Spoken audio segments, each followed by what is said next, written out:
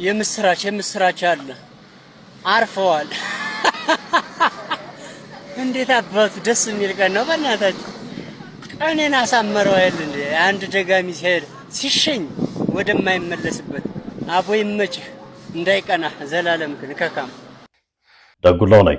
በቅድሚያ የቀድሞ እስልምና ጉዳዮች ምክር ቤት ተቀዳሚ ፕሬዝዳንት ሐጂ ሙፍቲ ዑመር እድሪስ ህልፈተ ህይወት የተሰማኝን ጥልቅ ሐዘን እየገለጽኩኝ ለቤተሰቦቻቸው፣ ለዘመዶቻቸው፣ ለወዳጆቻቸውና ለመላው የኢትዮጵያ ህዝብ መጽናናትን እመኛለሁ።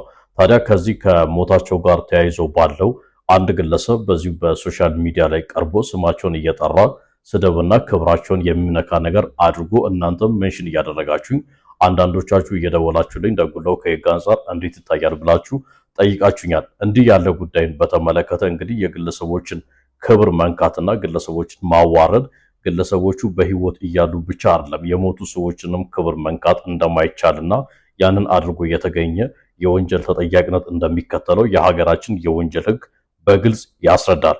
ይሄንን ጉዳይ በተመለከተ ታዲያ አቤቱታ ማቅረብ የሚችሉትና ህጉ መብት የሰጣቸው ብቸኛ አካላት የሟች ቤተሰቦች በመሆናቸው ይህ ቪዲዮ ለሟች ቤተሰቦች ደርሷቸው ግለሰቡ ያለበት ታውቁ አቤቱታ ቀርቦበት የህግ የበላይነት እንዲረጋገጥና ተጠያቂነት እንዲሰፍን ግለሰቡ ለህግ እንዲቀርብልን ሁላችንም እንጠይቅላለሁ። አመሰግናለሁ።